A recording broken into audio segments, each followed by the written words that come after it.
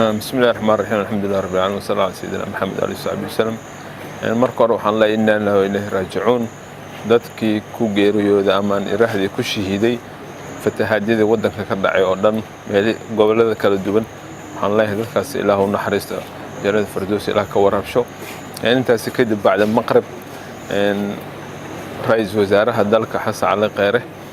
iyo gudoomiyaha gobolka Banaadir duqa magaalada ku xigeenadiisa taliyaasha ciidamada qalabka sida qaybahooda kala duwan waxaan kormeer ku tagnay goobo badan ay ka mid tahay degmada Xamarweyne ee biyo badan fadhiistaan degmada Xamarweyne sidoo kale waxaan tagnay degmada Boondheere degmada Wardhiigley Hodan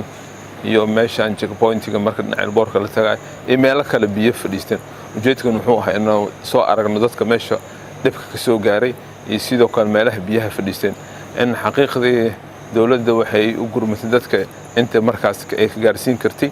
waxaan la sheegay in 4 maalin soo socdo sidoo kale inay roob imaan doonaan qolooyinka saadaasha hawada warkaas inuu soo gudbiyeen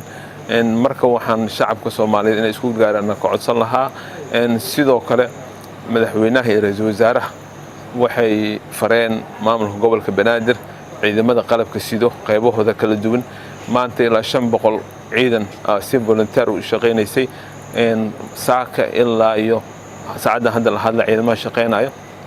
ciidamadaasna waxay u taagan yihiin inay taageeraan dadka ku soo barakacay ama guryahooda ku soo burburay